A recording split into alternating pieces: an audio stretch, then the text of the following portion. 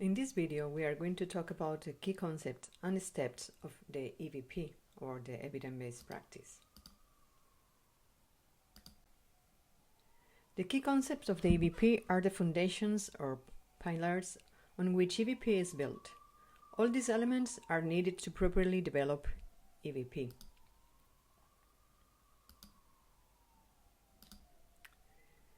The EVP includes 4 concepts in total. Initially, there were described 3 key concepts: external evidence, clinical expertise, and patients' needs and values. But another key concept was included: the context and circumstances in which healthcare takes place. As you can see here, external evidence, it is empirical knowledge generated from the synthesis of quality study findings to address a practice problem. Clinical expertise is the knowledge and skills of the healthcare professional who is providing care. The clinical expertise of a nurse depends on his or her years of clinical experience, current knowledge of the research and clinical literature, and education. The stronger the nurse's clinical expertise, the better his or her clinical judgment is when using the best research evidence in practice. Patient needs and values. Patients bring values or unique preferences, expectations, concerns, and cultural beliefs to the clinical encounter. With EVP, patients and their families are encouraged to take an active role in the management of their health. As nurses, we should ensure that decisions are consistent with the individual and societal values. And finally, the context and specific circumstances. EVP is a unique combination of the best evidence, the clinical expertise, and the patient's values, but all this occurs in a particular clinical context and in organizations where we have 13 resources and must adapt the decisions to that context. So do not forget these 4 key concepts. EVP is based on gathering, interpreting, and integrating valid, important, and applicable research results, along with the practical experience of the nurse and the patient values and expectations in specific circumstances and context to improve the quality of patient care and provide the most effective and safe nursing care.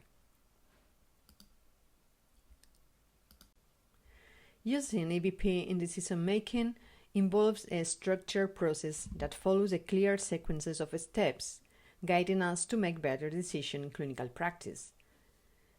Sackett et al. Originally described 5 steps that you can see on the slide. This step starts with the ask a question. The second is search for evidence. The third, appraise critically this evidence. The 4 is implement the evidence, and the 5 evaluate the effects.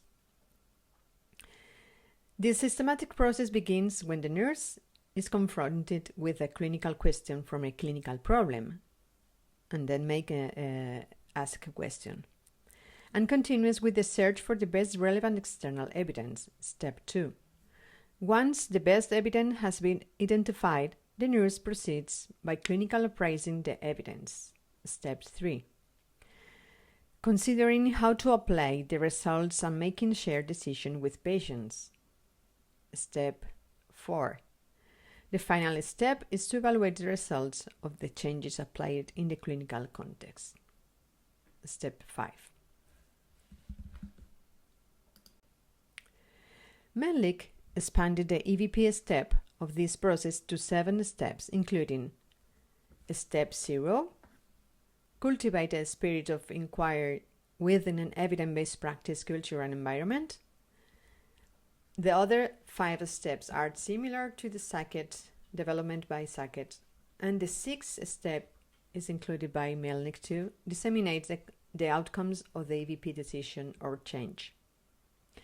In the next sections of this module, these steps will be explained briefly. Each step requires specific knowledge and skills. In this course, the intention is to show a general picture of the EVP process and to translate the importance of each step. Here we have the Step 0. Cultivate a spirit of inquiry within an EVP culture and environment. This step means that healthcare services and institutions should promote EVP, encourage inquiry, and integrate it into their philosophy and mission. Without this first step, the EVP process cannot begin, as questioning is essential in evidence-based practice. But it is also essential to have an organization that facilitates and supports this attitude. Without a culture and environment that is supportive of a spirit of inquiry and EVP, individual and organizational EVP change efforts are not likely to succeed and be sustained. Health systems and organizations that support and encourage EVP are needed. In the slide, it showed key elements of an EVP culture and environment.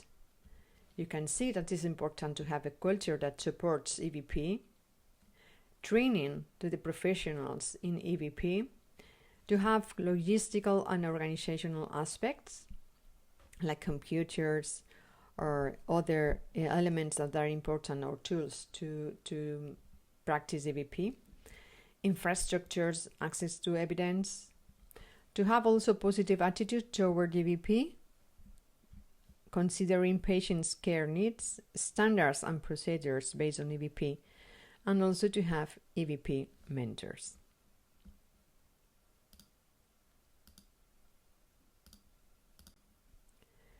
In the next sections, we will continue with the other steps. See you on the next one. Thank you.